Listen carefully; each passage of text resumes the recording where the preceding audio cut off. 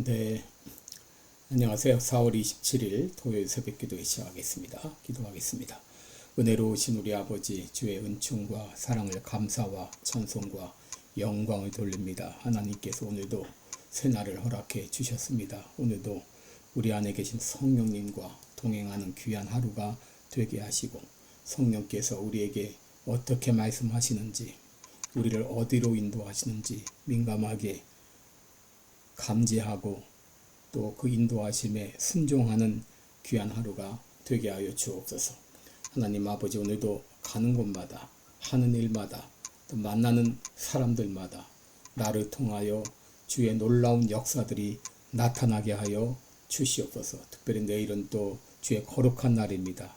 우리 마음과 뜻을 모아 주님 앞에 영광 돌리는 귀한 하루가 되게 하여 주옵소서.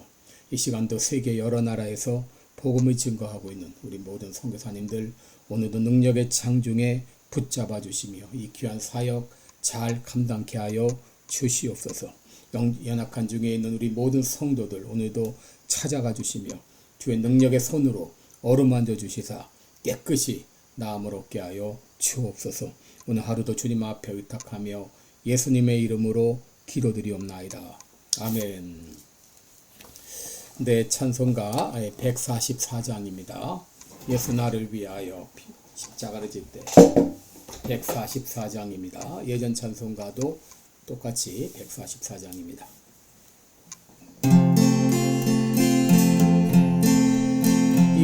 예수 나를 위하여 십자가를 질 때 세상 죄를 지시고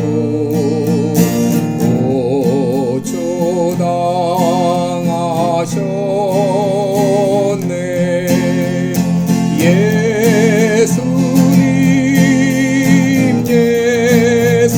예수님 나의 죄 위하여 법의 피를 흘리니 죄인 받으소서.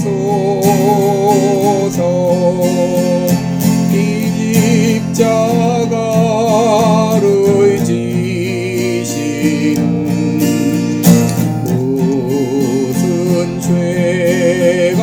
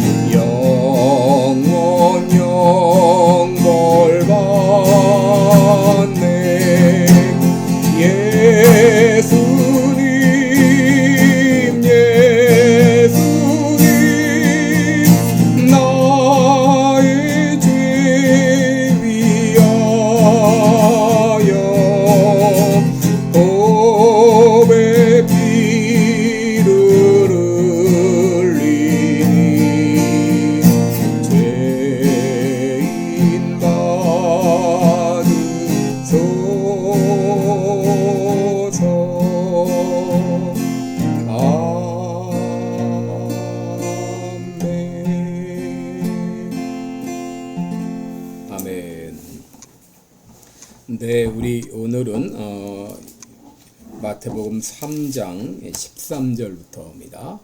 마태복음 3장 13절로 17절까지 봉독해 드리겠습니다. 이때에 예수께서 갈릴리로서 요단강에 이르러 요한에게 세례를 받으려 하신대 요한이 말려 가로되 내가 당신에게 세례를 받아야 할 터인데 당신 내게로 오시나이까. 예수께서 대답하여 가라사대 이제 허락하라. 우리가 이와 같이 하여 모든 의를 이루는 것이 합당하니라 하신대. 이에 요한이 허락하는지라. 예수께서 세례를 받으시고 곧 물에서 올라오실새 하늘이 열리고 하나님의 성령이 비둘기같이 내려 자기 위에 임하심을 보시더니 하늘로서 소리가 있어 말씀하시되 이는 내 사랑하는 아들이요 내 기뻐하는 자라 하시니라. 아멘. 네, 우리 오늘은 세례 받으신 예수님 이런 제목으로 함께 말씀을 나누겠습니다. 여러분 교회에서 세례식을 행할 때 사람들에게 이번에 세례 받으시죠 이렇게 말하면 어떤 분들은 아직 준비가 안 되었습니다 하면서 세례 받을 것을 거절하는 분이 있습니다. 또 어떤 분은 나는 3번 세례 받았다 이렇게 자랑하는 분도 있습니다. 여러분 세례받기를 지나치게 사양하는 것도 잘못이지만 또 세례를 받았는데 또 받는다든지 또 믿음이 아직 확신이 없는데 세례를 받는다든지 이것도 잘못된 것이죠. 오늘 이 본문은 바로 예수님이 세례 받으시는 장면인데 예수님은 왜 세례를 받으셨고 또 우리가 받은 이 세례에는 어떤 의미가 있는지를 함께 생각하도록 하겠습니다. 여러분 세례 요한은 이미 예수님을 어떻게 소개했는가? 불과 성령으로 세례 주시는 분으로 우리에게 소개했습니다. 그런데 예수님은 세례를 주시는 분이시지 세례 받는 분이 아닌데 이 예수님께서 세례 요한에게 세례를 받는다고 하는 이것이 뭔가 어울리지 않는 것처럼 느껴지죠. 그러게 세례 요한은 예수님께서 세례 받기 위해 요단강으로 왔을 때 이렇게 말합니다. 14절을 보시면 요한이 말려 가로되 내가 당신에게 세례를 받아야 할 터인데 어찌 당신이 내게로 나에게 오시나이까 라고 했습니다. 여러분 여기 말렸다 이 말은 이 뒤에 콜로엔이라는 말입니다. 이 콜로라는 말의 미완료형, 이 미완료형은 계속해서 계속적인 행위를 의미하죠. 그러니까 다시 말해 이 세례 요한이 세례 주기를 사용한 것이 한두 번이 아니라 계속 사용했다는 말이죠. 다시 말해 예수님께 이 세례 요한이 세례 주는 것이 엄청난 부담으로 느껴졌다는 것이죠. 그럼에도 예수님은 세례 요한에게 세례를 받으셔야 했습니다. 여러분 3절에 보시면 이때에 예수께서 갈릴리로서 요단강에 이르러 13절입니다. 13절에 보시면 이때에 예수께서 갈릴리로서 요단강에 이르러 요한에게 세례를 받으려 하신대 라는 말씀이 있죠. 여러분 예수님은 이 갈릴리 나사렛에서 유년 시절을 보내시고 이 30살이 되어서 이 공생애를 시작하셨죠. 근데 공생애를 시작하시기 전에 바로 요단강으로 오셔서 여기서 세례 요한에게 세례를 받으셨습니다. 바로 이것은 예정된 수순이었습니다. 우연이 아니었습니다. 심지어 15절에서는 예수님은 자신이 세례를 받는 것이 의를 이루는 것이다 라고 말씀하셨어요. 그렇다면 예수님께서 이 세례 받으신 것은 어떤 의미가 있는지 또 우리가 받는 세례는 어떤 의미가 있는지 함께 은혜를 나누고자 합니다. 여러분 첫째로 예수님이 받으신 세례는 자신이 메시아인 것을 공적으로 선포하는 그런 행위였습니다. 또 메시아로서의 이 공적 사역이 시작되었음을 선포하는 것이었습니다. 여러분 예수님께서 세례를 받으시고 물에서 올라오셨을 때 어떤 일이 일어났는가? 16절을 보면 3가지 현상이 있었죠. 첫째 하늘이 열리고 하나님의 성령이 임하고 그리고 하늘로서 소리가 있었다라고 말합니다. 여러분 여기 하늘이 열렸다는 말은 무슨 의미인가? 이것은 이 천상 세계와 지상 세계가 연결되었다 그런 말입니다. 다른 말로는 영적인 세계와 육신적인 세계가 연결되었다 그런 말도 됩니다. 여러분, 하나님께서 처음 세상을 창조하셨을 때 그때는 이 천상의 세계와 지상의 세계가 자연스럽게 연결되어 있었습니다. 육신의 세계와 영적인 세계 간에도 연결이 되어 있었습니다. 그런데 인간이 죄를 지었을 때 이 죄라고 하는 것은 영적인 세계를 단절시켰습니다. 천상의 세계를 단절시켰습니다. 그런데 하늘이 열렸다 하는 것은 바로 예수님께서 천상 세계와 지상 세계를 연결시키는 중보자로서 오셨다고 하는 것을 우리에게 보여주는 것이죠. 둘째로 성령이 비둘기같이 임했다라고 말했죠. 구약시대 때 왕이나 제사장이나 선지자들은 이제 자신의 임무를 시작하기 전에 기름 부음을 받는 일이 있습니다. 이런 기름 부음을 받는다는 것은 성령의 임재를 상징하는 것이죠. 그래서 이 직책은 내 힘으로 수행하는 것이 아니라 성령님의 도우심으로 이 수행한다는 것을 의미합니다. 그런데 예수님은 왕이요, 제사장이요, 또 선지자로 이 땅에 오셨기 때문에 당연히 기름 부음을 받아야 되는데 예수님은 상징적인 이 기름 부음이 아니라 실제로 성령께서 비둘기처럼 임하는 이런 역사가 일어난 것이죠. 셋째로 하늘에서 음성이 있었다 그랬습니다. 여러분 17절에 보시면 이는 내 사랑하는 아들이요 내 기뻐하는 자라, 이 하늘에서 음성이 있었는데 여기 내 사랑하는 이 말은 아가파토스라는 말로 유일한이라는 뜻을 가진 메노게네스라는 단어와 동의어입니다. 다시 말하면 유일한 아들이라 이렇게 바꿔 말할 수 있고, 기뻐한다 하고 한 말은 기쁨으로 선택되었다 그런 말합니다. 여러분, 이 말은 그러므로 기쁨으로 선택된 유일한 아들이라 이렇게 말할 수 있습니다. 바로 예수님께서 약속된 그런 메시아라고 하는 것을 공적으로 인증하는 일이었죠. 그래서 바로 예수님께서 구약 성경에서 예언되었던 메시아라고 하는 것을 가시적으로 눈으로 볼 수 있게, 또 가청적으로 귀로 들을 수 있게끔 그렇게 선포한 것이죠. 이사야 11장 2절에 보면 여호와의 신, 곧 지혜와 총명의 신이요 모략과 재능의 신이요 지식과 여호와를 경외하는 신이 그 위에 강림한다 이렇게 말했습니다.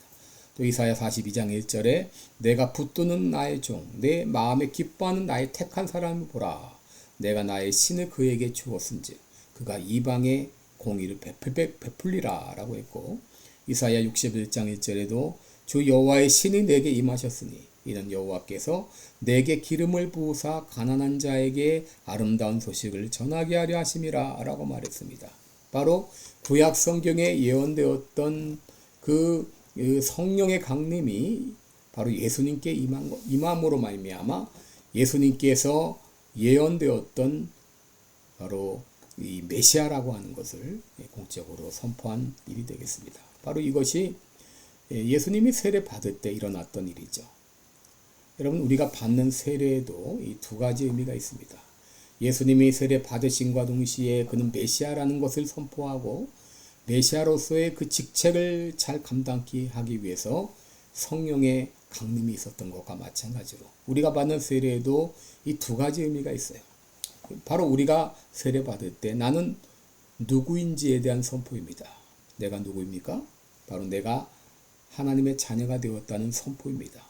나의 옛사람은 죽고 새사람으로 거듭났다고 하는 선포입니다. 로마서 6장 4절에 그러므로 우리가 그의 죽으심과 합하여 세례를 받음으로 그와 함께 장사되었나니 이는 아버지의 영광으로 말미암아 그리스도를 죽은 자 가운데서 살리심과 같이 우리로 또한 새 생명 가운데서 행하게 하려 함이니라. 여러분, 이 세례 받았다는 것은 나는 이 땅에 속한 존재가 아니라 하늘에 속한 존재가 되었다는 선포인 것이죠. 바로 세례는 내가 어떤 존재인가를 상징적으로 말해주는 것이죠. 그리고 우리가 세례 받을 때 이 성령님을 바로 받았다는 것은 그리스도의 삶을 사는 것은 내 힘이 아니라 성령님의 도우심으로 살아간다는 것을 상징적으로 가르쳐 준 것이죠. 바로 예수님께서 요단강에 세례받을 때 성령이 비둘기같이 임했다고 했는데, 여러분, 우리가 이 그리스도인의 삶을 살기 위해서 성령님의 충만함을 입는 것은 너무나 당연한 일입니다. 예수님께서 메시아의 사역을 위해서 성령의 세례가 필요했다면 우리에게도 성령의 세례가 필요한 것은 두말할 나위가 없는 것이죠. 그러므로 여러분, 오늘 하루를 시작하면서 이것저것 기도하는 거 다 필요하지만 무엇보다도 오늘 성령 충만을 위해서 기도하시기 바랍니다. 여러분, 성령 세례는 최초의 성령 충만입니다. 아직까지 성령 충만함을 경험하지 못한 사람은 성령의 세례를 위해서 기도하시기 바랍니다.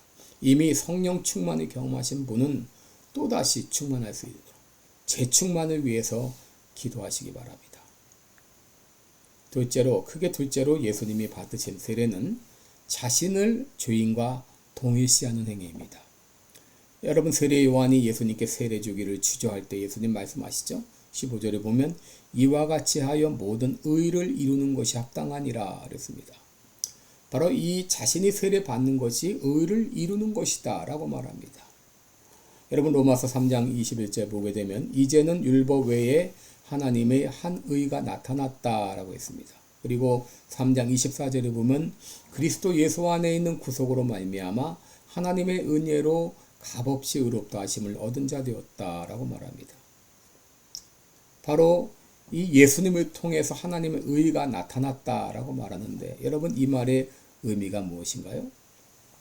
로마서 4장 5절에 보면 이를 아니할지라도 경건치 아니한 자를 의롭다 하시는 이를 믿는 자에게는 그의 믿음을 의로 여기신다 이렇게 말했는데, 여러분, 재판의 기본 원리가 뭐죠?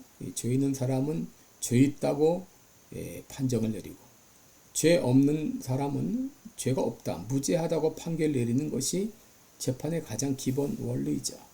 그런데 여러분, 의로우신 재판장이신 하나님께서 죄를 지은 우리들을 죄 없다 그렇게 하실 수가 없습니다. 어떻게 악인을 죄가 없다고 하실 수 있나요? 출애굽기 23장 7절 보게 되면 하나님은 악인을 의롭다 하지 않을 것이라 분명히 말씀하셨어요. 그런데 여러분, 죄를 지은 우리들, 죄가 가득한 우리들을 의롭다고 그렇게 판정을 하셔요. 어떻게 죄 있는 우리를 의롭다고 하실 수가 있는가? 그 해답이 바로 예수님께 있습니다. 하나님께서는 우리가 치를 죄의 대가를 예수님께서 대신 치르게 하셨습니다. 여러분, 예수님께서 왜 이 땅에 오셨는가? 우리가 지은 죄의 대가를 대신 치르기 위해서 오셨어요. 예수님은 아무 죄가 없으십니다. 죄 없으신 예수님께서 이 땅에 오신 것은 우리의 모든 죄를 대신 짊어지시고 그 죄의 대가를, 죄의 형벌을 담당하시기 위해서 이 땅에 오셨어요. 그래서 우리의 모든 죄를 짊어지시고 십자가에서 죽어주셨습니다. 그 십자가의 공로로 말미암아 하나님께서는 그 모든 죄의 대가를 예수님이 치르게 하심으로 우리를 의롭다 하신 것이죠. 오늘 본문에서 예수님이 세례를 받으신 것은 우리가 지은 죄를 대신 짊어지시고 죄인 취급을 받으셨기 때문이죠. 죄 없으신 분이 왜 죄인 취급을 받으셨는가? 고린도후서 5장 21절을 보면 하나님이 죄를 알지도 못하신 자로 우리를 대신하여 죄를 삼으신 것은 우리로 하여금 저희 안에서 하나님의 의가 되게 하려 하심이니라 라고 말하셨어요. 바로 예수님께서 내 죄를 대신 짊어지시고 죽으신 것을 바로 의미하는 것이죠. 죄인 취급을 받으신 예수님의 모습을 바로 세례를 통해서 보여주신 것이죠. 여러분, 예수님이 세례를 받으신 것은 자신이 메시아임을 만방에 선포하는 행위인과 동시에 우리 죄를 대신 짊어지실 바로 이 메시아인 것을 우리들에게 보여주신 것이죠. 바로 예수님은 세례를 받으심으로 자신이 메시아인 것을 만방에 선포하셨고 또 성령 충만을 통해서 그 직책을 충분히 수행하셨습니다. 여러분, 오늘도 나는 세례받은 자로서 나는 그리스도인이요 하나님의 자녀라고 하는 이 분명한 정체성을 가지고 살아가시기 바랍니다. 그리고 내가 그리스도인으로서 제대로 삶을 살기 위해서 우리는 성령 충만해야 됩니다. 오늘 이 아침에 여러분 성령 충만을 간구하시기 바랍니다. 주님, 나로 성령 충만케 하여 주옵소서. 성령으로 기름 부어 주옵소서. 그리함으로 내가 하나님의 자녀로서 그리스도인으로서 빛된 사명을 감당하는 오늘 하루가 되기를 원합니다. 그렇게 기도하시기 바랍니다. 기도하겠습니다. 은혜로우신 우리 아버지, 왜 예수님께서 세례를 받으셨습니까? 바로 그가 하나님의 바로 택하신 메시아라고 하는 것을 온 만방에 선포하며 성령 충만을 통하여 이 귀한 직책을 감당하기 위함이었습니다. 하나님 아버지 또한 예수님은 세례 받으심으로 바로 우리 죄를 대신해 짊어지고 죽으신 메시아인 것을 나타내 주셨습니다. 오늘도 나도 세례 받은 자로서 하나님의 자녀임을 당당하게 선포하고 하나님의 자녀답게 살기 위해서 성령으로 충만케 하여 주옵소서. 감사드리며 예수님의 이름으로 기도드리옵나이다. 아멘. 네, 여러분 오늘도 복된 하루 되시기를 축원합니다. 고맙습니다.